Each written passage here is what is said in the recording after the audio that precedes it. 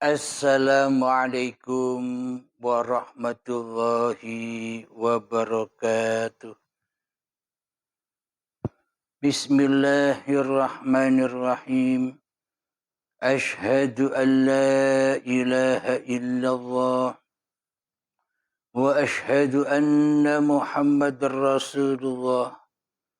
Allahumma salli ala sayyidina Muhammad wa ala ali sayyidina Muhammad. Rabbi israh li sadri wa yassir li amri wahlul 'uqdatam min lisani yafqahu qawli. Amin.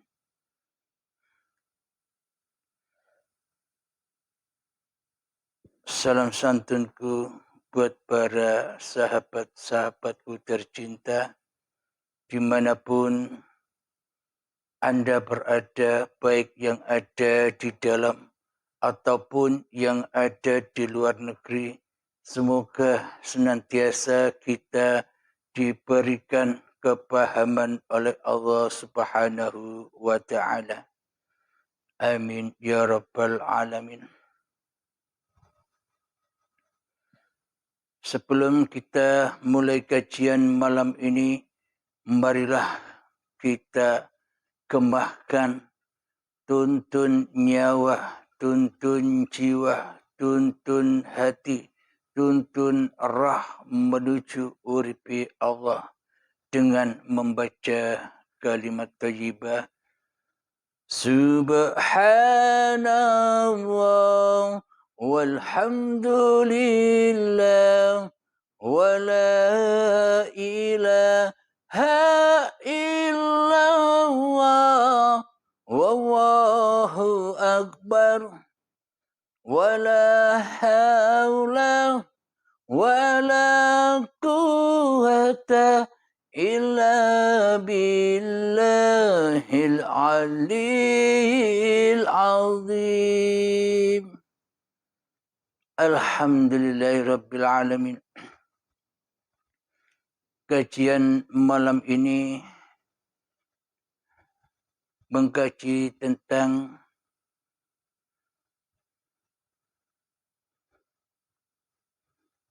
la sautin wala harfin, tak bersuara dan tak berhuruf. Mayoritas manusia mengimani ayat ini. La sautin wala harfin, Allah tak bersuara dan Allah tak berhuruf. Jadi bagi siapa Allah tak bersuara dan Allah tak berhuruf itu? Bagi manusia yang merasa punya suara dan bagi manusia yang merasa berkuasa untuk menciptakan huruf. Bagi manusia yang demikian itulah Allah la sautin wala harfin. Allah tidak bersuara dan Allah tidak berhuruf, karena manusianya lah yang merasa maha berkalam. Karena manusianya lah yang maha bersuara. Karena manusianya lah yang maha menciptakan huruf-huruf. Jadi selamanya Allah la sautin wala harfin. Allah tidak bersuara dan Allah tidak berhuruf. Selamanya Allah akan gaib terus. Selamanya Allah tak akan tiada terus. Selamanya Allah tak nyata terus. Karena yang nyata, karena yang wujud, karena yang hidup, karena yang berkuasa, karena yang berhuruf, dan karena yang mempunyai suara, masih dipegang oleh raja hawa nafsu yang berkuasa atas sautin dan yang berkuasa atas harfin. Maka selamanya manusia takkan pernah bisa menemukan Tuhannya.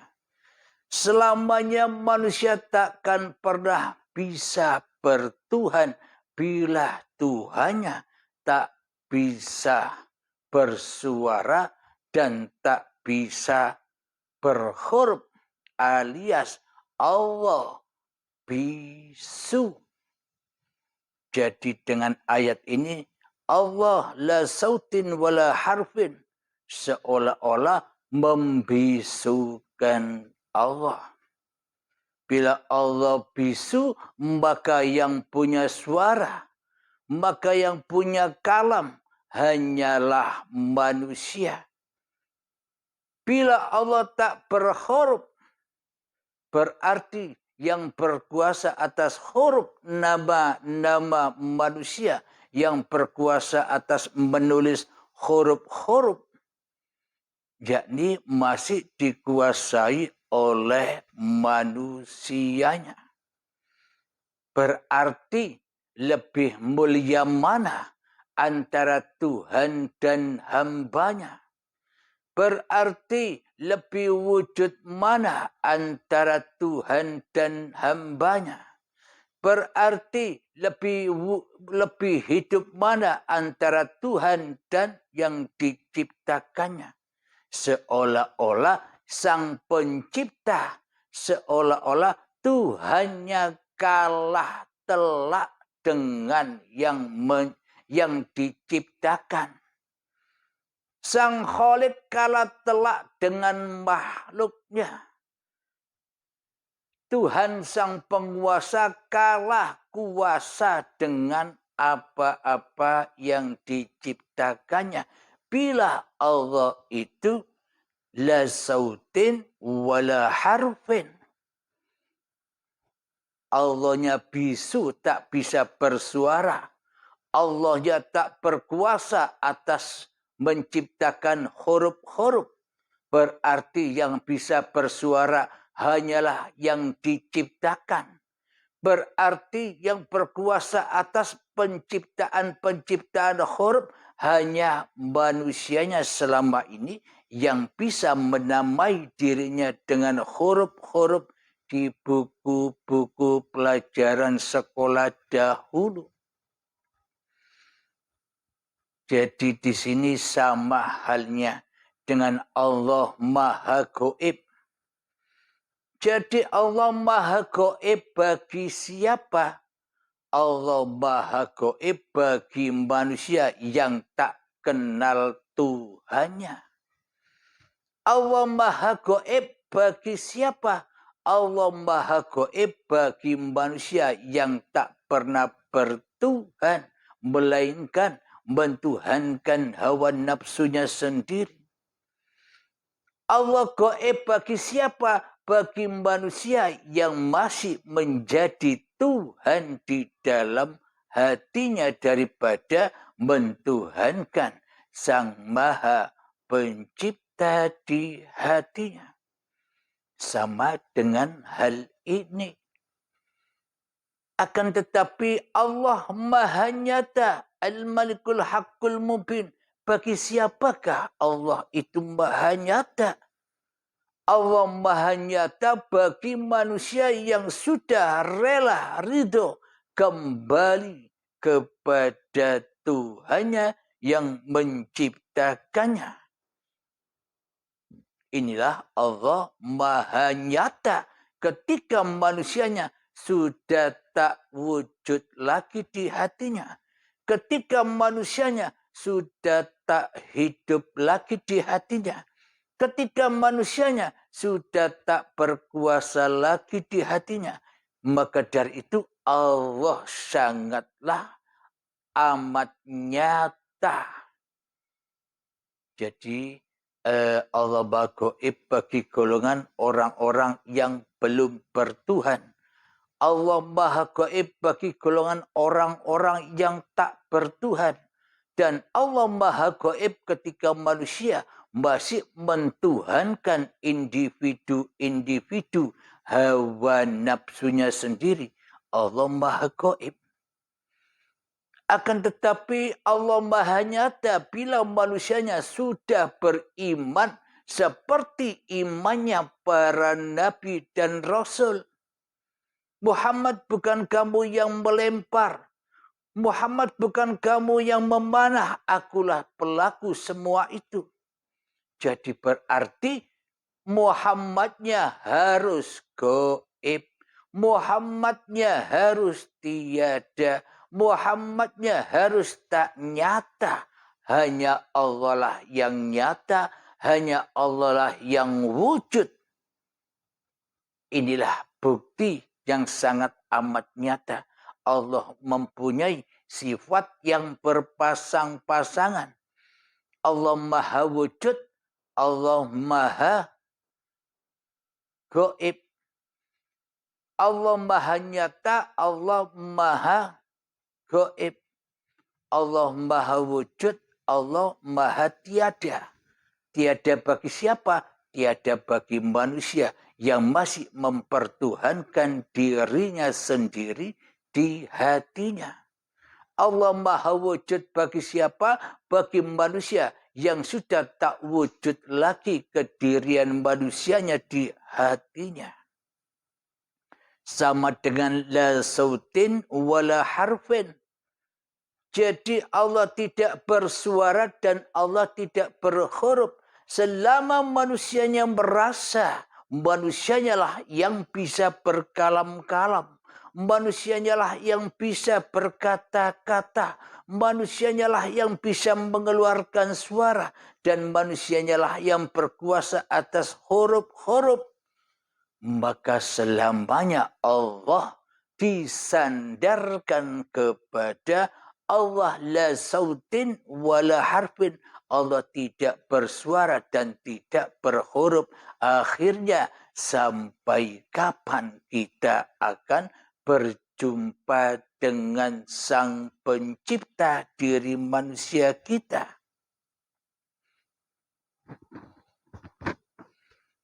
Jadi pun sama dengan laisa kamislihi syai'un.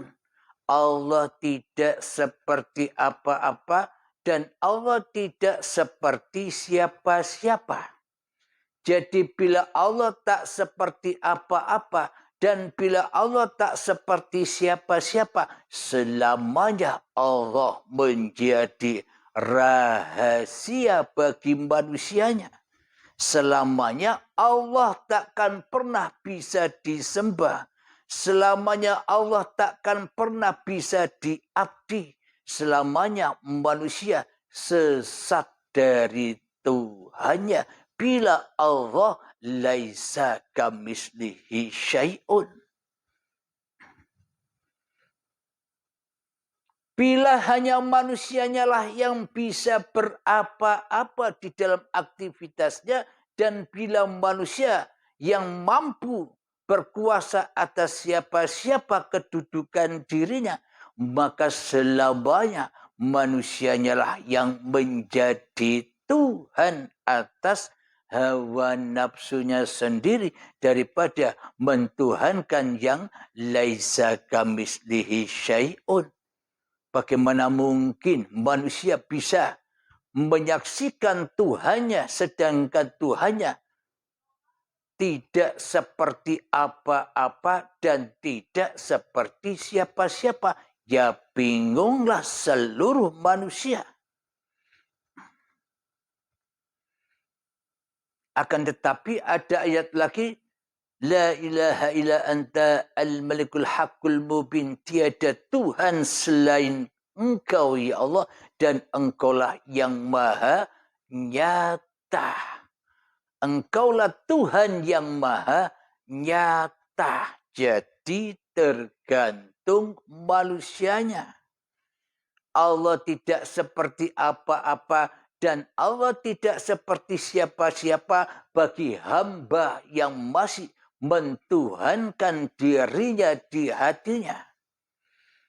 Namun bila Allah la ilaha illa anta al-malikul haqqul mubin, berarti manusianya lah yang tidak seperti apa-apa dan manusianya lah yang tidak seperti siapa-siapa.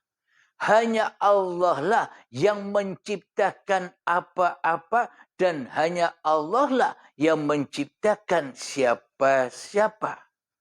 Hanya Allah lah yang meliputi apa-apa dan hanya Allah lah yang meliputi siapa-siapa.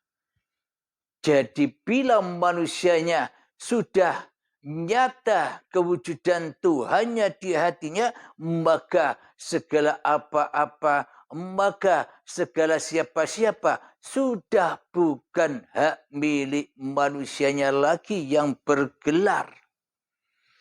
Akan tetapi semua kembali kepada Sang Penciptanya yang menggelar segala apa-apa dan yang menggelar segala siapa-siapa. Berarti yang laisa kamislihi syai'un itu Allahnya atau ciptaannya. Jadi tergantung golongannya. Bagi golongan yang menyatakan di dalam hatinya, yakni Allah laisa kamislihi syai'un, maka selamanya manusia takkan pernah bisa menyaksikan kenyataan Tuhannya. Selamanya Allah akan tak ada. Allah akan gaib. Yang wujud hanyalah diri manusianya selama ini. Alhamdulillahi Rabbil Alamin. Pun juga sama dengan Allah la sautin wala harfin. Allah tidak bersuara dan Allah tidak berhuruf. Selama manusia masih berkuasa atas kehidupan dan badan ini, maka manusia mengaku bahwa diri manusianya lah yang bisa mengeluarkan suara atau huruf. Dan manusianya bisa berkalam-kalam. Berarti selama ini menyangka Allah itu bisu dan tidak bisa apa-apa selama ini. Jadi yang sebenarnya la sautin wala harfin itu sejatinya adalah diri manusianya lah yang la sautin wala harfin. Manusianya yang tak bisa apa-apa. Manusianya yang tak mampu menjadi apa-apa tanpa uripe Allah. Jadi selagi manusia masih jadi Tuhan, selamanya Tuhan akan selalu menjadi hambanya manusia. Seolah-olah Tuhannya tak ada. Seolah-olah Tuhannya gaib, yang wujud, yang hidup hanyalah manusianya. Mohon maaf saudaraku.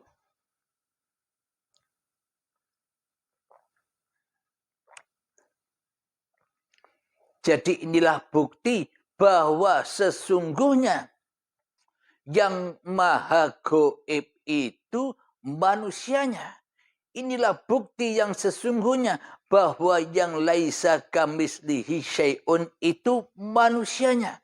Dan inilah bukti yang sangat nyata bahwa yang la sautin wala harfin itu adalah manusianya. Coba kita perhatikan, buka ayat Al-Insan, surat Al-Insan ayat yang pertama. Bismillahirrahmanirrahim. Hal ada 'alal insani hinum minad dahri lam yakun syai'an madhkura. Yang artinya, bukankah pernah datang kepada manusia waktu dari masa yang ketika itu belum merupakan sesuatu yang dapat disebut? Nah, inilah bukti untuk menyangkal apa yang selama ini manusia pahami. Karena kebanyakan mayoritas kepahaman-kepahaman yang seperti ini hanya untuk mendominasi hawa nafsu, supaya hawa nafsu tidak mengenal Tuhannya. Hawa nafsu manusia dinina bobokkan dengan pemahaman-pemahaman yang seperti ini, agar manusianya menyerah di dalam pencarian Tuhannya. Kalau Allah itu maha gaib, manusia pasti akan menyerah untuk mencari Tuhannya. Bagaimana Tuhan dicari? Wong Tuhannya gaib. Tuhannya tak ada. Tuhannya tak nyata kau dicarinya. Akhirnya manusianya putus asa di dalam pencariannya. Allah laisa kamislihi syai'un. Akhirnya manusia berputus asa di dalam mencari Tuhannya. Bagaimana mungkin bisa mencari yang tidak seperti apa-apa dan yang tidak seperti siapa-siapa? Akhirnya manusianya putus asa di dalam pencarian Tuhannya. Kemudian manusia dihadapkan dengan la sautin wala harfin. Pun manusianya akhirnya berputus asa di dalam mencari Tuhannya. Bagaimana mungkin mencari yang tak bisa bersuara dan yang tak bisa berhuruf alias diam? Bagaimana mungkin manusia bisa mencarinya semua itu? Dikala manusianya masih mentuhani semua itu. Yang nyata dituhani oleh manusianya kebalikan yang gaib. Yang seperti apa-apa dan yang seperti siapa-siapa dituhani oleh manusia kebalikan dari laisa kamislihi syai'un. Yang la sautin wala harfin dikuasai manusianya yang merasa bisa bernyanyi, manusianya yang bisa bersuara, manusianya yang bisa mengaji, manusianya yang bisa berzikiran, manusianya yang bisa sholawatan, dan manusianya yang bisa menulis huruf-huruf.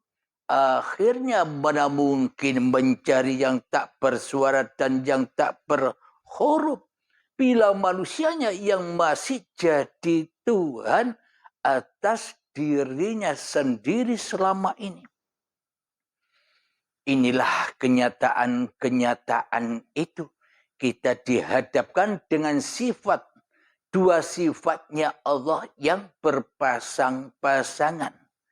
Indah, sungguh indah kesempurnaan Allah bagi manusia-manusia yang telah dipilih menjadi kekasihnya.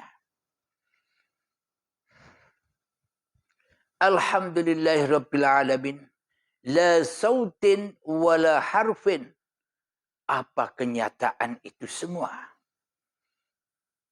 Bila hidup dan badan ini masih diakui sebagai hidup dan badan manusianya, maka selamanya manusia takkan pernah memahami Sang Pencipta dirinya. Selamanya manusia takkan pernah bertuhan.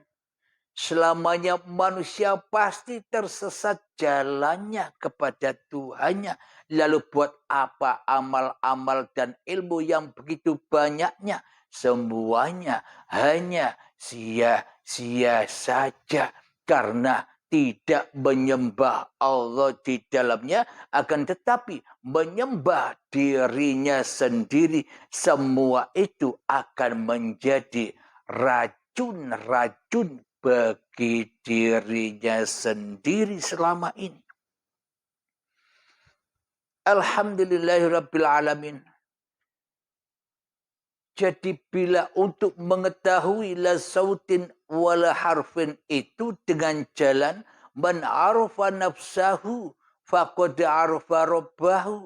Barang siapa tahu, barang siapa mengenal, barang siapa makrifat kepada hakikat diri sejatinya sendiri yang gaib, diri sejatinya sendiri yang tak ada. Barang siapa mengenal sejati diri manusianya sendiri yang tak nyata. Bagi siapa yang mengetahui, yang mengenal, yang memakrifati diri manusianya yang tidak seperti apa-apa dan yang tidak seperti siapa-siapa, maka nyatalah Tuhan yang berkuasa atas seluruh ciptaan-ciptaannya. Namun bagi kita yang rela, yang ridha kepada Tuhannya, yakni mengembalikan dengan rela dan ridho hidup dan badan kepada Tuhannya dengan prosesi baiat atau dengan bimbingan, maka akan nyata la sautin wala harfin itu. Saya buka sedikit. Jadi apa hakikat sejatinya la sautin wala harfin itu? La sautin wala harfin itu adalah kun. Jadilah. Jadi maknanya coba kita hayati di dalam hati kita. Contoh, kita mau mandi. Di dalam hati kita ini ada suara tanpa suara, ada huruf tanpa huruf. Tidak bersuara dan tidak berhuruf, inilah kalam. Kalamullah tak bersuara dan tak berhuruf, inilah kun, yakni kerentak yang ada di dalam setiap diri manusia. Jadi kerentak yang tak bersuara dan tak berhuruf ini merentah manusianya. Mandi contohnya. Jadi adanya munculnya perintah mandi atau berkeinginan mandi itulah kerentak. Dan itulah yang disebut kun. Yang di dalamnya tak bersuara dan tak berhuruf, tapi nyata keberadaannya, tapi nyata gemahnya di hati kita. Itulah kun. Kunnya uripe Allah. Nah, ketika saat kun inilah bergeraklah manusianya menuju mandi, atau menuju sholat, atau menuju makan, atau menuju duduk, atau menuju berdiri, atau menuju bekerja. Jadi kunnya di awal yang tak bersuara dan tak berhuruf ini untuk diwujudkannya dengan suatu fayakun. Ketika saat mandi itulah bentuk bukti adanya kun yang tak bersuara dan yang tak berhuruf itu. Yang tak bersuara dan yang tak berhuruf itu batinnya. Sedangkan kunnya itu batinnya fayakun. Teraplikasi dalam perbuatan badan ini. Contoh mandi, sholat, bekerja, duduk, berjalan, memasak. Inilah fayakunnya.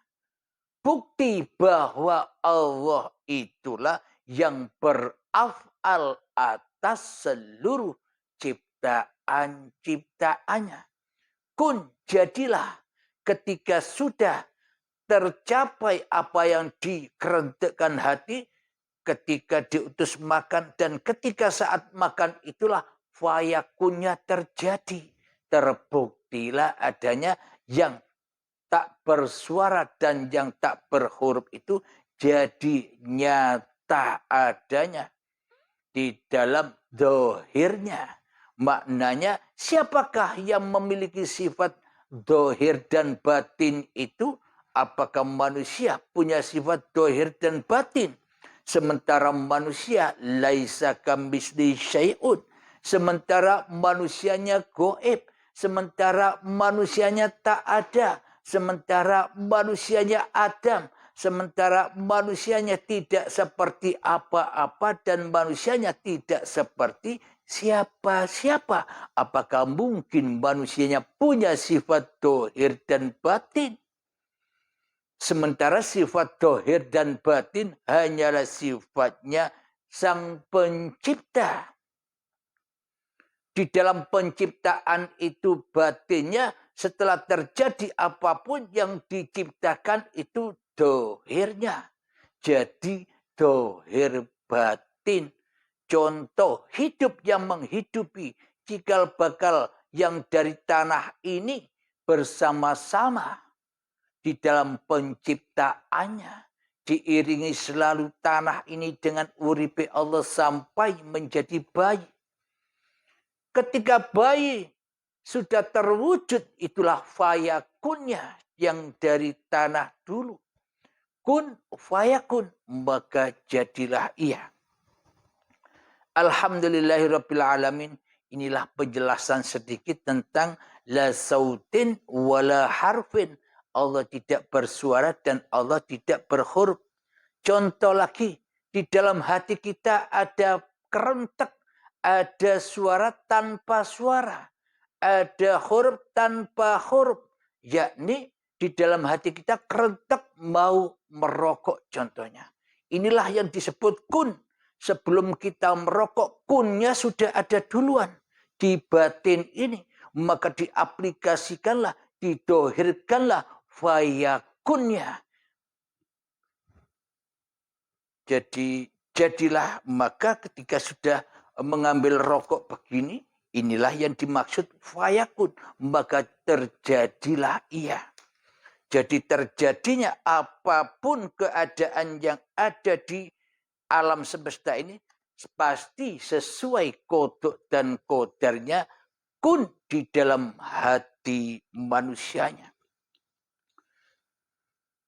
Jadi takkan pernah melenceng. Kun dari fayakunnya, fayakun dari kunnya. Mohon maaf.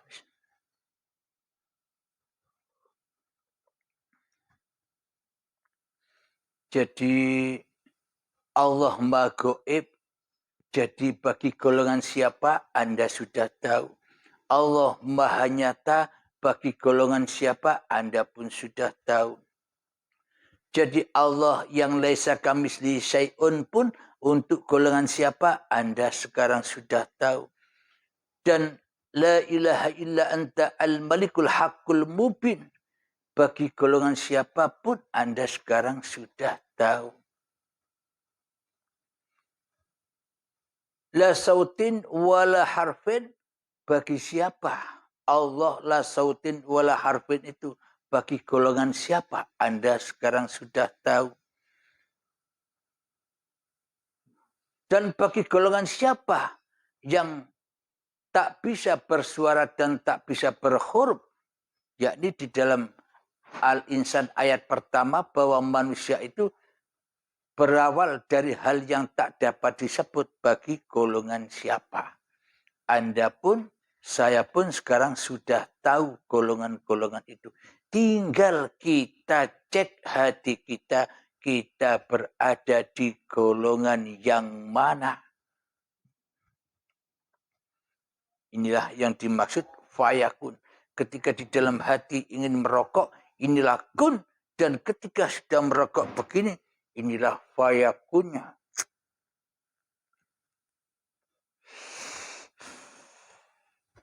Jadi kerentek di dalam hati ini memang tanpa suara, tanpa huruf, tapi nyata keberadaannya. Karena tanpa yang bersuara dan tanpa yang berhuruf yang ada di kerentak ini, maka tak akan pernah terjadi amal-amal dohiriyah ini. Maka dari itu Kanjeng Nabi menekankan indamal a'malu binniyah, niatkanlah seluruh aktivitasmu apalagi di dalam suatu sholat dan ibadah. Agar apa? Agar kau bisa bertemu Tuhanmu. Agar kau tak jadi Tuhan atas hidup dan badanmu. Agar kau tak jadi Tuhan atas segala laku-lakumu di hatimu.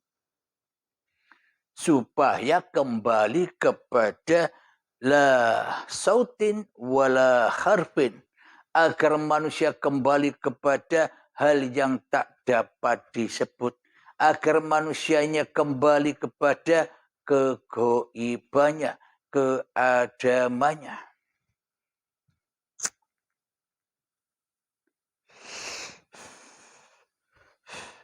Alhamdulillahirabbil alamin.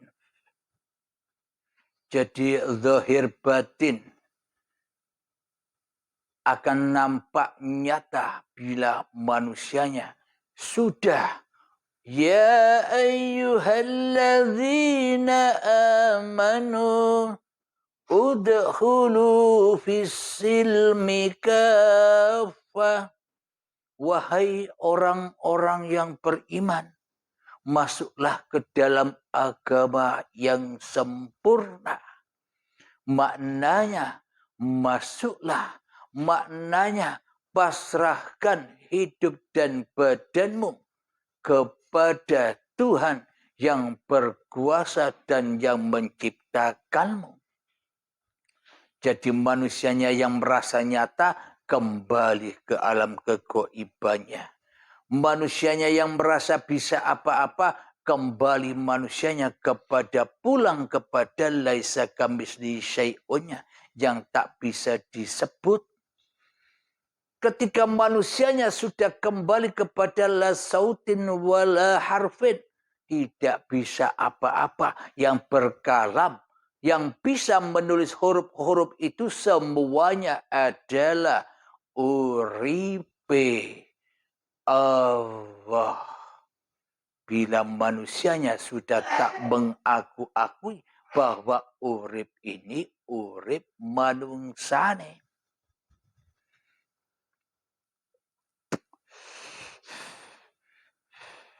Alhamdulillahirabbil alamin. Semoga saya khususnya dan semoga kita semua dimudahkan oleh Allah memahami dan mengamalkannya. Jadi di sini Anda tidak usah minta izin lagi, tidak usah minta keridhaan saya lagi. Jadi pemaparan ini dipersembahkan ke YouTube memang untuk Anda yang diberi hidayah oleh Allah. Bagi yang tak diberi hidayah, ya tak pantas memang pemaparan ini untuk manusia yang tak diberi hidayah. Jadi bagi Anda tidak usah minta ridhonya lagi, tidak usah minta izin lagi, amalkanlah. Karena semua ini bukan ilmu saya pribadi. Karena hakikatnya saya tak pernah punya ilmu. Saya tak pernah punya hidup. Saya tak pernah punya badan. Saya tak pernah punya kekuasaan di dalam memaparkan. Semua itu terjadi karena uripe Allah. Mana mungkin Abdul Halim bisa memaparkan seperti ini? Bila nyata Abdul Halimnya di hatiku, maka pasti di dalamnya aku hanya membela, mengedepankan hawa nafsuku daripada Tuhanku yang menciptakanku. Muhammad, jangan kau membahas tentang roh, karena roh itu adalah rahasiaku. Ini sebuah kiasan, ini sebuah sanepan.